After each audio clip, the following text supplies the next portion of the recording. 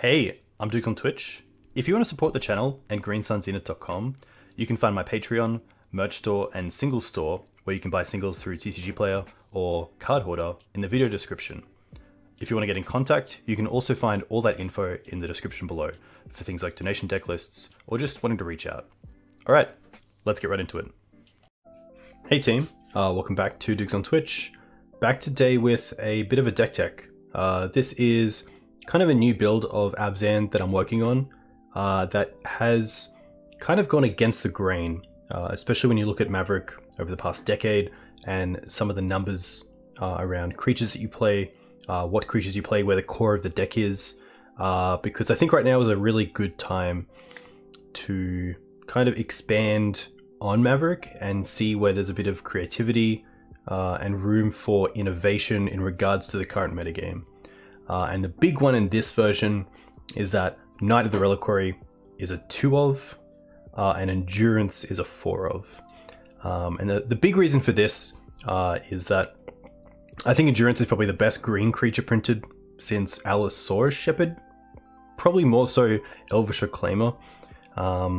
It's just a really versatile threat that's great against Delver, it's great against Graveyard Combo, it's just a great 3-4 threat. It's pretty nice in the kind of depths mirrors where your opponent have creatures that rely on the graveyard, like Ramnap Excavator, Elvish Reclaimer, Knight of the Reliquary. And it allows us to get some real value from creatures straight away. Maverick is a deck that typically has to play creatures that need to untap for you to get value. Things like Mother of Runes, Knight of the Reliquary. It's just a little bit hard to really get the value that you need to compete in the 2022 metagame. And I think Knight has kind of hit that sort of mark where against a lot of the decks that we're currently playing, especially online, you're not getting to untap, or if you are getting to untap, the Knight just isn't irrelevant. Your opponent has basics out, they're at a stage where they don't really care about Wasteland, Knight doesn't block a flyer, and maybe your opponent just has creatures in the air that Knight as a blocker just isn't really there. So Endurance definitely fits the bill when it comes to a 3-drop that has play in multiple metagames. It's great against different archetypes and it's very flexible. It's a great threat, and it has that kind of impact straight away, which is really nice. You get that ETB effect, and you've probably either kept your opponent off a Murktide or made a DRC lower, or maybe taken away a Grizzlebrand in response to something like a Exhume, hopefully, or an Animate Dead. And I think it's just a case of maybe the deck in this metagame being a deck that needs to be more of an Endurance deck than a Knight deck. Knight's still great, and I think that the matchups where Knight is one of the main sort of Green Sun sagas you're going for, you don't typically need more than 2. Decks like Cloudpost, it's really nice to have Knight. You don't see Eldrazi too much, but of course Eldrazi was another really nice Knight deck. The opposing kind of like green-white Naya decks are also quite good to have Knight around. So there's definitely still a metagame and decks where Knight is relevant, but I think it's not as relevant as Endurance.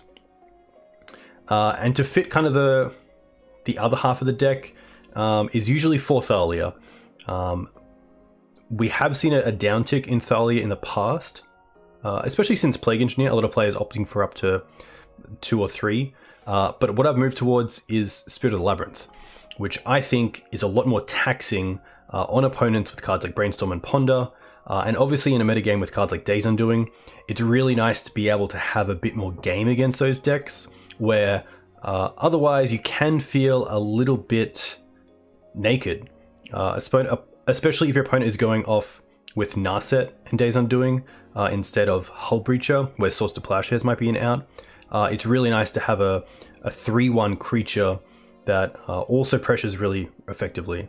One nice thing about Spirit compared to Thalia is that it can attack into a DRC that's a 3-3 and trade, and it can also attack with Exalted into opposing Endurances in like a Bant deck. Attacking with a Thalia into open sort of Endurance mana against a deck like Bant, even with Exalted, can be pretty brutal. Of a blowout if they do have something like Endurance. So there's definitely small tweaks, but I do think that Spirit is really the way to go, and it it just allows Maverick to kind of shut down a lot of the avenues that other decks have for value. Things like Sylvan Library, Uro, Baleful Strix in some cases. Obviously the Grizzlebrain decks is the Spirit's really nice against. But it just allows you to kind of keep yourself in the game without your opponent running away with value. So really enjoy Spirit there. And then the other card that I wanted to talk about was Leovold. So obviously this is an Abzan deck, but I do think that Leovold is a really strong 3-drop, and it's nice to have something that's a little bit like Spirit of Labyrinth, that's also accessible through Green Sun Zenith. Leovold's also a great threat to grab against some of the more control-based decks with a lot of basics where Knight isn't relevant, where you might be going for something like Leovold or Grist. Leovold just is a pretty good value card. When it was first spoiled, I really wished it was Abzan colors, white instead of blue, but we didn't get that. But I do think it fits into Maverick really well. It's disruptive, it pressures really well, we can protect it not just with Mother of Runes, but also Karakas, and it just kind of gives the deck a little bit more of an engine. Obviously with Spirit in the deck, I'm not playing Sylvan Library, but I do think that Leovold is a nice way to get some card advantage, especially in our opponent's turn. There are going to be situations where you have Spirit and Leovold in play, but against the decks where both of those cards are great, it doesn't really matter that you're not getting the sort of advantage of Leovold. To play the Leovold, you could just rely on Mana Dorks and Green Suns, but in this build I am running a Trop. I'm a big fan of just making sure that my mana base means I can cast the cards that I'm playing, and I don't want to be in a situation where I draw the Leovold, I'm not playing a Trop, I don't have Mana Dorks in play, and I know that I have to draw a Mana Dork or a Green Suns, get a Mana Dork online, and then get the Leovold in play. It's a little bit awkward. It is already a little bit tough on mana, especially if you draw it naturally, but I think that the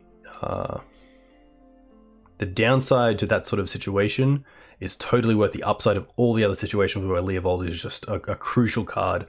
And it's just really nice in this version to have something against some of the combo and blue decks that isn't Endurance, where the graveyard might not be accessible.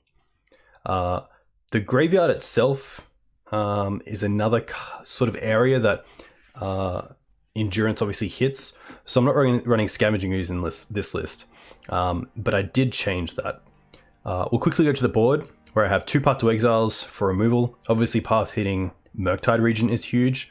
So I think the downside of having path against some of the earlier creatures, it's just worth the effect. And I think that path is probably just the best removal spell behind Swords to Plowshares to have as swords 5 and 6 against the Murktide decks. 3 Deafening Silences, mainly for the combo decks, any sort of Dark Ritual decks. It comes down turn 1, it's obviously very powerful there. 2 Chokes, not the biggest fan of Choke, especially since the printing of Prismatic Ending. A lot of decks, even if you do catch them with a few islands tapped, just get to untap, play some lands, find a Prismatic Ending, deal with the Choke without it causing too much pressure. But if you're patient with it, and you make your opponent deal with your other threats with Prismatic Endings, there are times where you can get to situations where Choke can just be a blowout, but it takes a lot more patience. Plague Engineer, still probably the second best reason to play black in this deck, the main reason being Prismatic Ending, being a 3rd color. But Plague just really nice against the opposing tribal decks, and just a really nice out to have against some of those decks that are trying to get a little bit of value. Plague really nice, of course, because you're not actually trading with creatures. Your opponent is having to actually answer the Plague Engineer with another card. So if I play a Plague Engineer, take out an opponent's mum, they're now down a card. If they then use an Abrupt Decay or Swords to Plowshares on the Plague Engineer, then obviously that's a pretty great trade for us. Force of Vigor, I did have 3 in the list, but I've gone down to 2. I really like Force, especially against these 8 Mulch decks and 8 Cast decks, just to have a sort of turn 0 interaction. Really, really strong. And in this deck with things like Leovold and Tile Striker above, there are ways for us to kind of recoup the loss if we do sort of 2-for-1 ourselves early on with Force of Vigor. Tracker I really like as just another Green Suns target for some of the mid-range matchups. It's card advantage because you can also play it with Spirit and just draw your cards in your opponent's turn, which is really cool. Paradox Zone is just a really nice sort of mid to late game threat for any sort of mid-range or control matchup. You don't see it too often being a non-Green Suns target, but I think it's just a really nice way to kind of diversify our threats away from specific creatures and have something that is going to get some value straight away as well, which is cool. Kaya's been pretty insane. Kaya is a really nice walker because she comes down and straight away you can draw a card, your opponent discards a card, so you're now obviously up there. And then if they use a removal spell on it like a Prismatic Ending, then you're looking pretty good. Kaya 0 also gets rid of constructs, which is cool. She allows you to reset things like a Murktide and take off any counters if you're up against some sort of like mid-range Murktide deck. She allows you to reset a Knight of Autumn or a Plague Engineer, which is pretty cool. So Kaya's been really performing.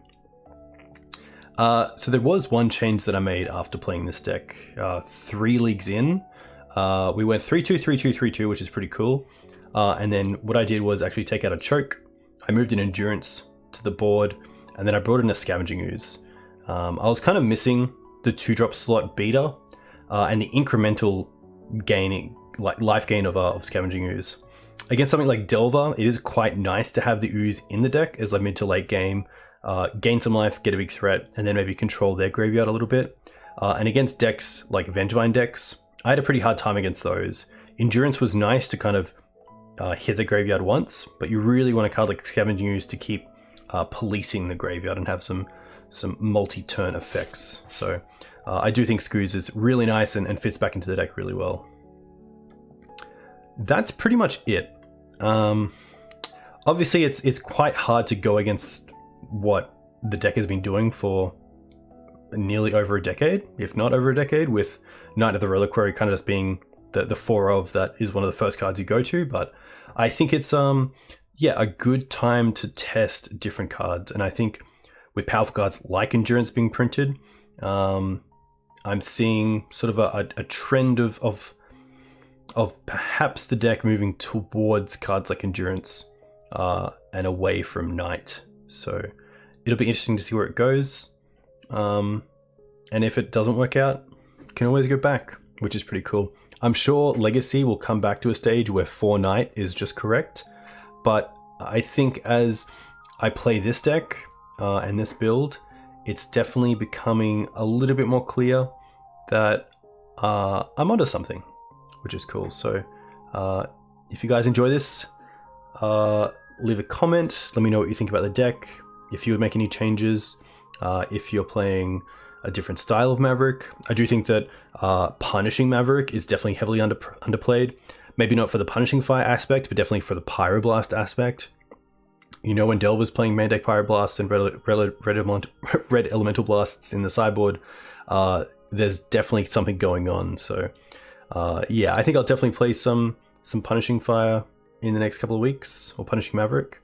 But until then, this deck has been really cool to grind with. And I think it's in a pretty decent position if you wanted to grind Maverick in leagues. The one thing I would like to work towards is probably a 24th land. And it's either going to be the Triome or an extra fetch. I'm leading towards the extra fetch because I think the Triome coming into play tapped is just a little too much, especially if it's in your opening hand. It's just not something that we can really afford. So I think it would just be Verdant number 8, because of course Verdant can fetch Scrubland, but a Misty can't. Alright, enjoy, and I'll see you next time.